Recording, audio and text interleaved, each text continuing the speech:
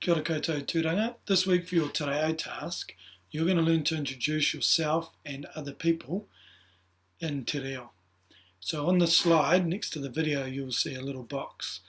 Now what you're going to do is pretend you're talking to me when you make this post on Seesaw. So you're going to write in your books, ko, then your name, aho. I am, so I would say, ko Mr. Larson aho. I am Mr. Larson. Then you're going to introduce,